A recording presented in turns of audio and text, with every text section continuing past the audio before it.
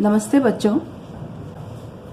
Video श्रृंखला की इस क्रम में मैं डॉक्टर सुचित्रा शर्मा, शासकीय विश्वनाथ यादव तामस्कर स्नातकोत्तर स्वशासी महाविद्यालय दुर्ग में समाजशास्त्र की प्राध्यापिका हूँ।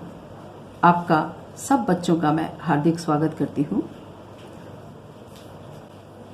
इसके पूर्व के सेशन में मैंने आपसे कहा था कि मैं आपके प्रथम प्रश्न पत्र का अंतिम इकाई पर आप लोग से चर्चा करूंगी। उसी क्रम में हमारा इसका दूसरा हिस्सा है सोशल प्रोसेस का। पहला हिस्सा था सोशल सिस्टम का और दूसरा हिस्सा है सामाजिक प्रक्रियाओं यानी सोशल प्रोसेस का। मैंने आपसे बताया था कि मनुष्य और मनुष्य के बीच समूहों के साथ उनकी आवश्यकताओं को लेकर के नित नए संबंध बनते चले जाते हैं।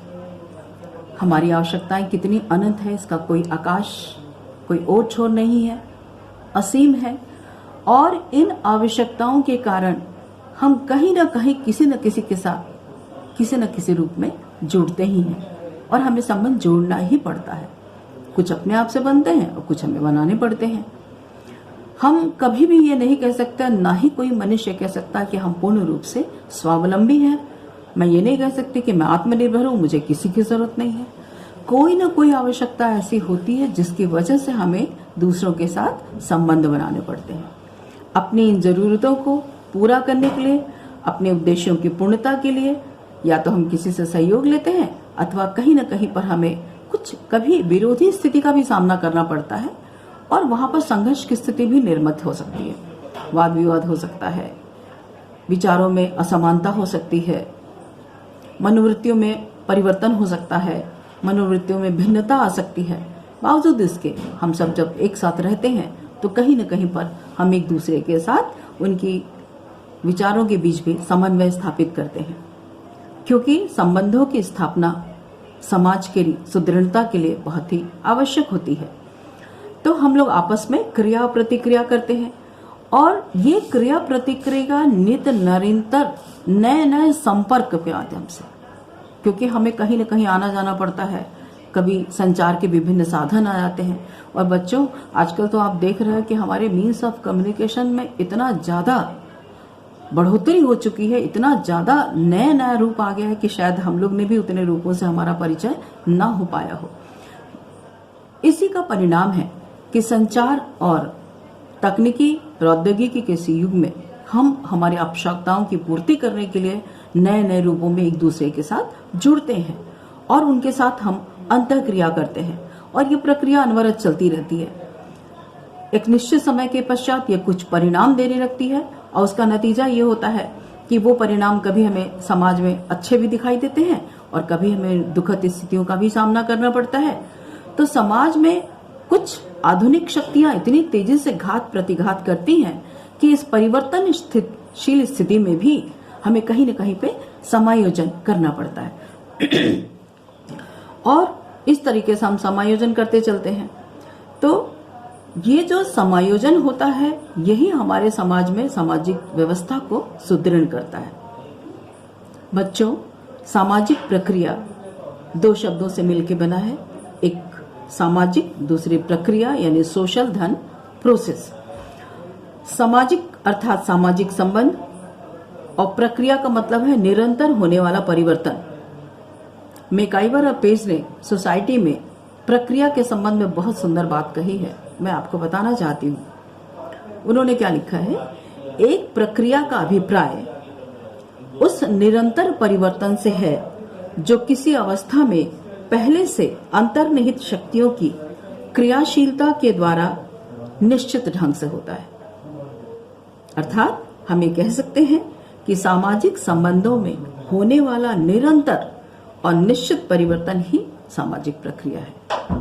मैकाइवर पेज हमेशा ये बात कहते हैं कि मैं समाजशास्त्री हूँ और मेरी रुचि सामाजिक संबंधों में है, इसलिए जब भी कभी किसी अवधारणा या कॉन्सेप्ट को वो लेते हैं तो वो जरूर इस बात की चर्चा करते हैं कि समाजशास्त्री होने के नाते मेरी रुचि सामाजिक संबंधों में है और अगर सामाजिक संबंधों में कोई स्थिति दिखाई दे रही है उसको वो उस अवधारणात्मक व्याख्या के अंतर्गत रखते हैं। तो यहाँ पर भी उन्होंने यही बात बताने की कोशिश की है कि संबंधों में जो परिवर्तन हो रहा है, जो अंतर्निहित प्रक्रियाओं के द्वारा जो गतिशील स्थिति दिखाई दे रही है, उसको उन्होंने बताया कि ये सब कैसा है, एक निरंतर परिवर्तन है और यही एक प्रक्रिया है। इसे भी बहुत सारे व्यक्तियों ने, बहुत सारे विद्वानों ने बच्चों को परिभाषित करने कहा है कि व्यक्ति और समूहों के मध्य जो क्रिया और प्रतिक्रिया होती है, वही अंतःक्रिया जो है वो सामाजिक प्रक्रिया के रूप में दिखाई देती है। सामाजिक सांस्कृतिक व्यवस्था में व्यक्तियों में अनुकूलन की स्थिति होती है, जिसमें सहयोग भी होता है और असहयोग भी होता है। दोनों प्रकार के व्यवहार समाज में दिखाई देते हैं।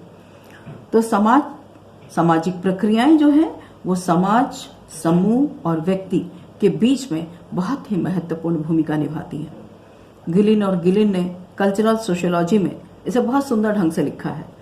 सामाजिक प्रक्रिया से हमारा तात्पर्य अंतःक्रिया करने के उन तरीकों से है जिन्हें हम व्यक्ति और समूह, जब व्यक्ति और समूह मिलते हैं और संबंधों की स्थापना करते हैं, या जब जीवन के प्रचलित तरीकों में अव्यवस्था होती है, तब देख सकते हैं। यानी समाज में दोनों प्रकार की स्थिति होती है, संतुलन और असंतुलन की स्थिति में वहां पर जो प्रक्रिया होती है उसी को उन्होंने सामाजिक प्रक्रिया कह के परिभाषित किया है।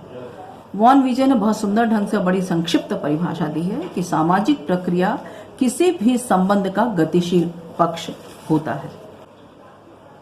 तो इस तरीके से वॉन विजय ने भी बहुत सुंदर ढंग से इसको बताने की कोशिश की है। Social process is the dynamic aspect of any social relation, यानी सामाजिक संबंधों में जो भी गतिशील स्थिति होती है वह सामाजिक प्रक्रिया है।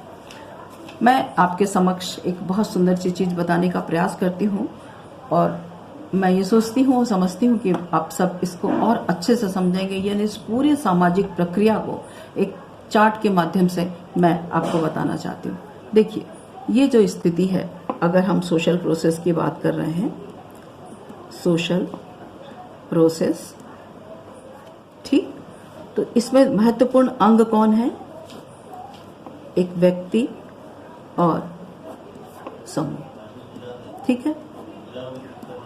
और संबंध इन्हीं के बीच में होते हैं, एक व्यक्ति से दूसरे व्यक्ति के बीच, एक समूह से दूसरे समूह के बीच और एक व्यक्ति से समूह के बीच में। तो इन दोनों के बीच में हमेशा क्या होता है? एक्शन और रिएक्शन होता है। एक्शन और रिएक्शन, एक्शन और रिएक्शन, यानी क्रिया और क्रिया की हमेशा क्या होती है? प्रतिक्रिया होती है।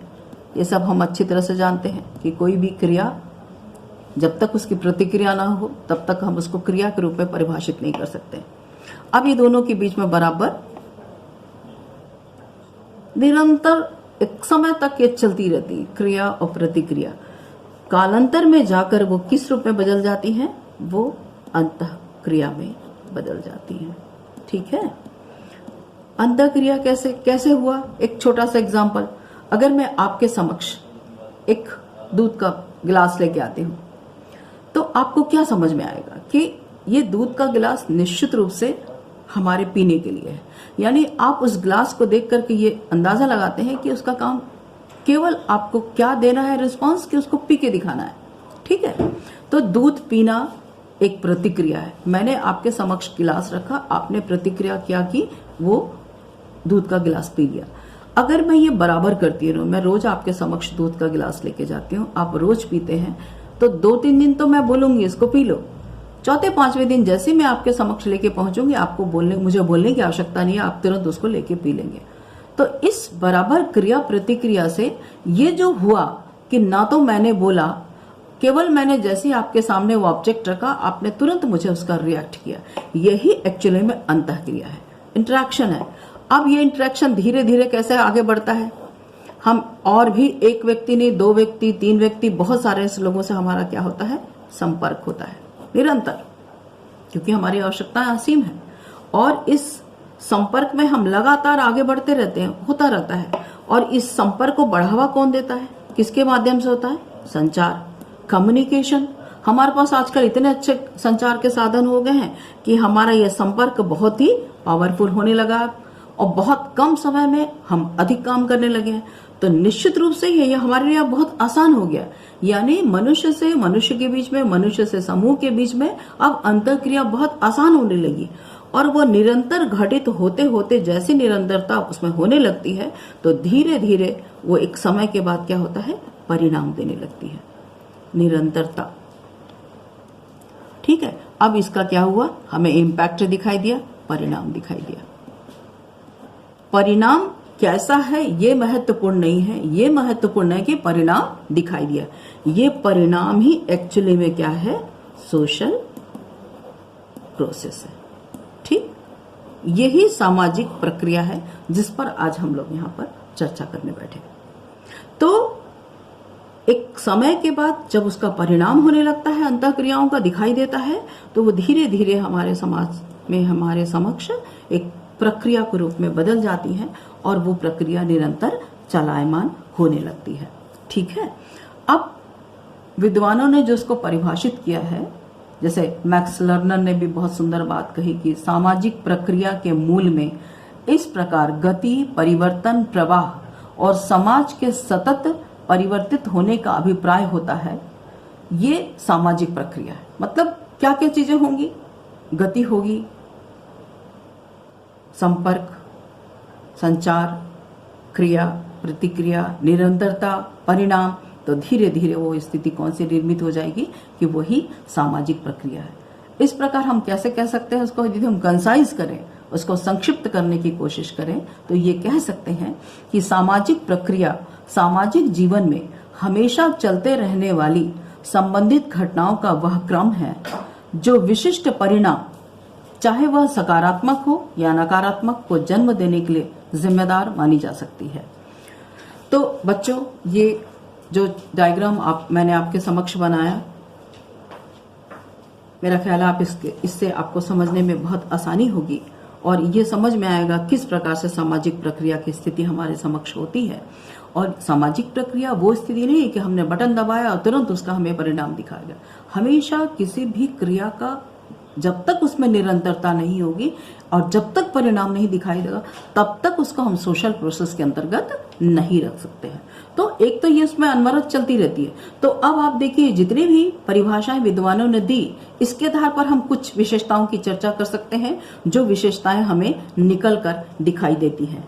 तो ये जो विशेषताएं हैं, आप इन्हें तत्व के रूप में भी ले सकते हैं, क्योंकि सामाजिक प्रक्रियाएं काफी लंबी हैं और इसमें हम बहुत सारी चर्चाएं करेंगे बहुत सारे बिंदुओं पर। इसलिए सबसे पहले मैं अब आपको ले चलती हूँ, या तो सामाजिक प्रक्रियाओं की विशेषताओं को भी आप कह सकते हैं इसे, या इसे हम elements of the essential elements of the social process के रूप में भी इसको हम संज्ञापित कर सकते हैं। तो कौन कौन सी विशेषताएं दिखाई देती हैं, कौन कौन सा तत्व? सबसे पहली बात जो मैंने आपसे बताई थी बात, ये फर्स्ट पॉइंट है, निरंतरता दिखाई देनी चाहिए, एक सीक्वेंस होना चाहिए, घटनाओं का क्रम। मतलब आप सोशल प्रोसेस तब बोलेंगे जब घटना लगातार चलती चली जा रही, एक के बाद एक, हमेशा चलती रहे और क्रम से हो। कोई भी घटना भले ही वो महत्वपूर्ण हो या ना हो, हम सामाजिक प्रक्रिया नहीं कहेंगे जब तक वो क्रमिक ना हो, मतलब उनका क्रम से होना बहुत ही जरूरी है। दूसरी बात, दूसरा जो महत्वपूर्ण तत्व है कि पुनरावृत्ति होनी चाहिए। तो घटनाएं केवल क्रम से नहीं होंगे, वो रिपीटेटिव होना चाहिए, बार बार उनका जो है हमें उसकी पुनरावृत्ति होती हुई दिखाई देना चाहिए। रिपीटेशन ऑफ द इवेंट्स, कैसे कि सामाजिक प्रक्रिया के अंतर्गत उन्हीं घटनाओं को संबंधित हम मान सकते हैं जो लगातार घटित हो रही हैं, बारंबार घटित हो, उनकी बारंबारता हो, रिपीटेशन हो, पुनरावृत्ति हो।